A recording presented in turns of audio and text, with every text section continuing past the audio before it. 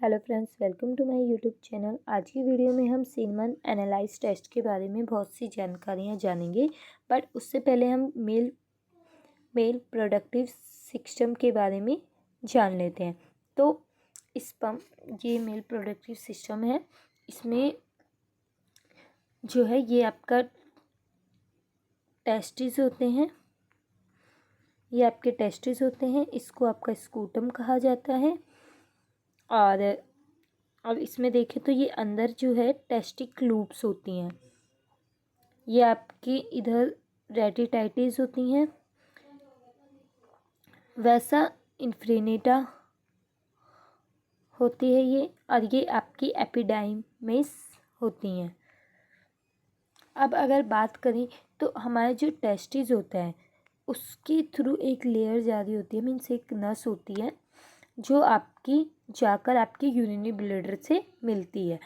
Urinary bladder के इस side होती है, ये आपकी होती है वेस्ट डिफरेंस। इसको नसबंदी भी कहा जाता है। मीन्स ये वो नस होती है जिसके थ्रू आपका जो स्पर्म जो है वो आपका पास आउट होता है, या जो फंक्शन स्पर्म जो है इसके टेस्टिस के अंदर आपका फंक्शन करता है। जब भी आप मतलब सेक्सुअली कुछ सोचते हैं तो स्पर्म जो है वो इसके अंदर बनना स्टार्ट हो जाता है। ये हमारा स्पर्म होता है। ये हमारा यूथरा होता है। ये हमारा यूरिनरी ब्लैडर है। जो यूरिनरी ब्लैडर के पास जो है आप देखेंगे यहाँ से आपका ये यूरिनरी ब्लैडर से पास आउट होते हुए ये आपका यहाँ जाके सीमेन वेसिकल में मिलता है। सीमेन वेसिकल और स्पर्म दोनों मिलने के बाद आपका एक्चुअल स्पर्म बनता है, जो कि आपके कंसीव करने में मदद करता है। और हम जो रिपोर्ट्स में चेक करते हैं, हम इसमें यही चेक करते हैं, सीमेन टेस्ट चेक किया जाता है, ना कि स्पर्म चेक किया जाता है। तो सीमेन जो है वो जाकर फिर आपका प्रोस्टेट में जाता है। प्रोस्टेट के से जो है ये एक फ्लूइड जो है वो कैरी करता है। सीमेन में जो स्पर्म होता है उसमें सेमिनल वेसिकल के कुछ फ्लूइड्स के पास जाते हैं। फिर प्रोस्टेट ग्लैंड से भी ये कुछ फ्लूइड्स लेता है। उसके बाद ये ब्लूब्रेथला ग्लैंड से भी कुछ फ्लूइड्स कैरी करता है। और यह सबसे कुछ फ्लूइड्स कैरी करने के बाद यह हमारी यूथरा के थ्रू जो है यहाँ से पास आउट होकर ये बाद में ग्लैंड पेनिस जो होता है उसके थ्रू जो है ये यहाँ से पास आउट हो जाता है। आई होप आपको ये मेल प्रोडक्ट की सिस्टम समझ में आया होगा कि जो हमारा स्पर्म होता है वो तो हमारे टेस्टिस में बनता है, बट जो स्पर्म होता है वो बाद में जाकर सीमेन वेसिकल से जाकर मिलता है।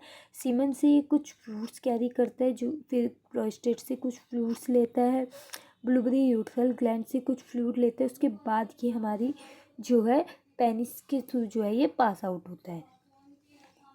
अब अगर बात करें कि सीमेन एनालाइज का टेस्ट करवाने जाने से पहले कितने दिन के एब्सेंस की ज़रूरत होती है, तो इस टेस्ट को कराने जाने से पहले कम से कम 3 से 5 दिन की एब्सेंस ज़रूरी होती है। क्योंकि जो मोटिलिटी होती है, जो सीमेन वेसिकल होते हैं उसको इकट्ठा होने में भी थोड़ा सा टाइम लगता है। मीन्स अगर आप सैंपल देने जाए तो ओबियसली जो मोटिलिटी है, मीन्स जो हमें एक्चुअल चाहिए वही सैंपल देने जाएंगे, तो 3 से 5 दिन की एब्सेंस चाहिए होती है।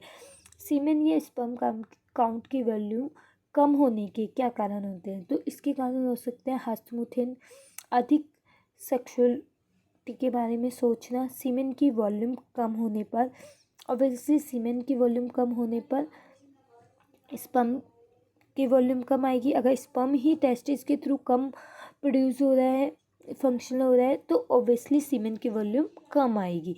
अब प्रोस्टेट में प्रॉब्लम है या आपकी ब्लूथरा ग्लैंड में प्रॉब्लम है, तो फ्लूइड ही जब नहीं मिलेगा सीमेन को, तो ऑब्वियसली आपकी वॉल्यूम कम आएगी। आप इस डायग्राम के थ्रू भी समझ सकते हैं। सबसे पहले जो हमारा टेस्टिस के थ्रू जो है ये हमारा टेस्टिस होता है। टेस्टिस के थ्रू जो है स्पर्म जाता है, स्पर्म जाकर हमारा सीमेन वेसिकल में जाकर मिलता है। ये हमारी सीमेन वेसिकल है। सीमेन वेसिकल से ये कुछ फ्लूइड टेक करता है। फ्लूइड टेक करने के बाद ये प्रोस्टेट में जाता है। प्रोस्टेट से कुछ फ्लूइड टेक करने के बाद यहाँ पर हमारी ब्लूबरी ग्लैंड होती है, जो यहाँ दी नहीं गई है, लिखा नहीं है। ये यहाँ से भी कुछ फ्लूइड टेक करता है। फिर यह आगे जाने के बाद हमारा आगे पास आउट होता है। ये हमारा बाद में पेनिस के थ्रू जो है वो पास आउट हो जाता है।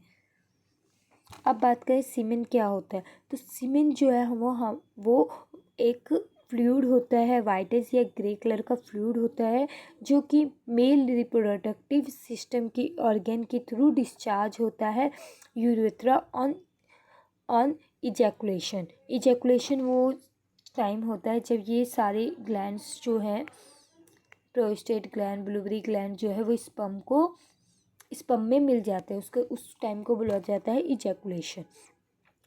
और इट्स कंटेन स्पेटोजोमा, इसमें जो मिलते हैं वो हमारा स्पर्म एटोजोआ और सेमिनल प्लाज्मा प्रेजेंट होते हैं। इसके अलावा यह कलेक्ट होता है फ्लूइड टेस्टिस की मदद से, सीमिनल वेस्कुलर की मदद से, प्रोस्टेट ग्लैंड के थ्रू और ब्लूबरेथला ग्लैंड के थ्रू जो है यह बनता है। अब इस टेस्ट की रिपोर्ट की बात करें तो इस टेस्ट की रिपोर्ट में लिक्विफिकेशन टाइम जो है वो 15 से 30 मिनट होना चाहिए। वॉल्यूम 1.5 to 5 ml होनी चाहिए। कलर जो है वो ग्रेस वाइट होना चाहिए। पीएच जो है वो 8.0 अल्कलाइन होना चाहिए और वेसोसिटी इसकी नॉर्मल होनी चाहिए। अब अगर टोटल स्पर्म काउंट की बात करें तो वो up to 20 to 150 millions ml होना चाहिए। मोटिलिटी की बात करें तो हम इसमें 3 स्लाइड्स चेक करते हैं और फिर लास्ट में उन तीनों स्लाइड्स का एवरेज देखते हैं। रैपिड मतलब होते हैं वो स्पर्म्स या जिनकी मोटिलिटी, वो सीमेंस जिनकी मोटिलिटी जो है वो स्ट्रॉन्ग होती है, मीन्स अच्छी होती है, तो वो मोर देन 40 होने चाहिए। सुगलिस और इमेटल जो है वह अबनॉर्मलिटी वाले स्पर्म सीमेन होते हैं। मॉर्फोलॉजी ऑफ स्पर्म्स की बात करें तो वो नॉर्मल शेप जो है मोर देन 60% होनी चाहिए।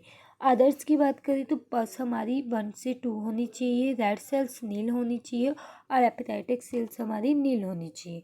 अगर कंपोजिशन ऑफ स्पर्म की बात करें तो मैंने जैसे पहले ही क्लियर किया था कि इसमें स्मॉल अमाउंट्स में काफ़ी सारे फ्लूइड जो है मिले होते हैं, क्योंकि पहले हमारे स्पर्म पास आउट होते हैं। स्पर्म पास आउट होने के फ्लूइड टेस्टिस जो है वो फंक्शन करते, स्पर्म बनाते। स्पर्म बनने के बाद मिच्योर स्पर्म जो है वो सेमिनल वेसिकल्स में जाकर फ्लूइड जो वो टेक कर लेता है, तब बनता है। उसके बाद वह प्रोस्टेट से कुछ फ्लूइड लेता है, ब्लूथ्रा से कुछ फ्लूइड लेता है, देन वह पेनिस के थ्रू पास आउट होता है।